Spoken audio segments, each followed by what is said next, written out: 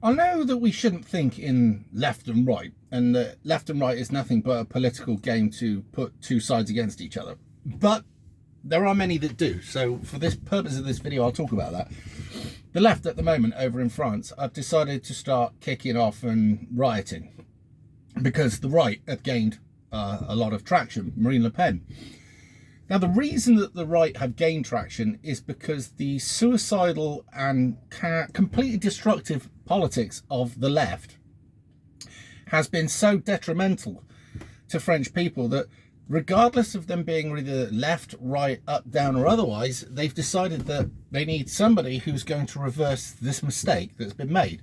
Mass immigration, etc. Completely liberal, left-wing, lunatic views which do all sorts of harm to kids, destroy the history of the country, destroy the fabric of the country, break up the family unit. Oh, I could go on, but you get the idea, all right? So all of a sudden, people have wised up and went, this was an experiment that's gone wrong. We need to reverse it. So they voted for a person who says they will, okay? Whether they do or not, because, I mean, look at Geert Wilders, all right? Okay, and there are others, but that's besides the point. But the left, because when they swing a vote, say for instance, take for instance the Trump election, where Trump had the election was rigged and everybody knew that Biden didn't win. Did the right go out and riot? No, they were unhappy, there was protests, but generally speaking, the right don't want to destroy the place where they live. But what seems to me is a lot of left-wing politics seem to be destructive, breaking the old thing, coming up with something that's a lot worse in a modern sense. And whenever they don't get what they want, they throw their toys out the pram and trash the fucking place. Because suppose I don't know whether they just hate everything about their environment and want to wreck it, or whether they're used to living in complete squalor, so destroying the place really wouldn't make a great deal of difference. I don't know, because I'm not that way inclined. I don't think that way. I'm kind of one of these that think this is really pretty, this city, why do I want to trash it? And the other thing is, they're all meant to be about caring and loving and all the rest of it, diversity and all that kind. So how is it that the shopkeepers who have no part to play in this end up having their livelihood destroyed because these impetulant, obstinate, spoiled, mentally ill in many cases, children in adults' bodies go around the place and just destroy and trash everything, and they can justify that, as in, you remember the BLM stuff where they just wreck their own neighborhood and fucking wreck the businesses of other brothers and sisters, right? I just don't get it, but this is what they do, and these are the people that want to be in charge. Isn't that amazing? Surely you'd want to put somebody in charge that would actually have some sort of respect for the environment, respect for the area, the neighborhood that you live in, and want to do things legitimately. I mean, lately there's been so much that has been wrong, but have the right come out and smashed the fuck out the place? No. Have they looted?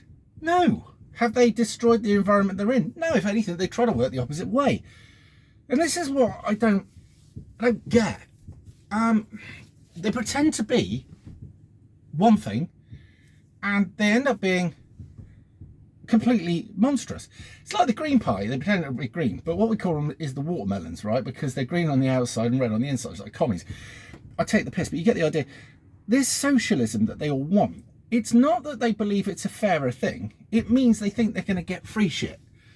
These are the people that believe that you have to go along with anything they say, because if you don't, it's, you know, and they come up with a name, and they should get free stuff for doing nothing, and that's their entitlement. And when they don't get what they want, they throw a tantrum. These are the last people that you want in the future in a position of power, because in previous times, little Napoleonic Hitlers like this, and I'm having a go at Napoleon and Hitler, but at the end of the day, some of them, both of them, had interesting values in their own. Yes, they did bad things. Yes, they had somewhat good ideas, and yes, I don't care if this offends you. However, Hitler and Napoleon and other people will go down in history because the people that wrote history will write them down badly. We're going off the track here. What I'm trying to say is, if you let these little lunatics into power, they would be some of the most bloodthirsty, violent, lunatic, psychotic dictators that the planet has ever seen. And if you don't let them, then you're a bigot, a homophobe, a xenophobe, just pick your phobe. You're one of them. I'm I'm glad that the tide is turning, and there is going to be so much kicking and screaming. And at some point, if we actually go back to some sort of traditional way of disciplining these people, then they might shut up or face people with their shit ideas one-on-one and see how well that works. Anyway, there it is. I'm going to let you crack on. I'm going to try and eat the rest of my lunch and have my taco break. When I say it's a taco break, we don't get tacos. I know. Shit. There it is. And also the day's got infinitely worse because it's the end of Glastonbury, and if that wasn't bad enough, unfortunately, somebody has decided that they want to jump off a bridge. I don't think they've done it yet, but they've closed the motorway down near between junction 23 and 24 of the M5. So whether it is somebody who generally has mental health problems, I'm not sure, or whether it's one of our lefties who've come out of Glastonbury completely off their face on all sorts of amphetamines and ketamine, etc., and is so paranoid that they want to throw themselves off a bridge. There seem to be different types of people that do suicide, and I use that word gently. There are people who want to actually do it and they go away quietly and they do it.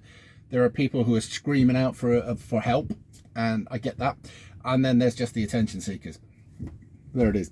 Anyway, I'm going to jump off and I'll see you in a bit.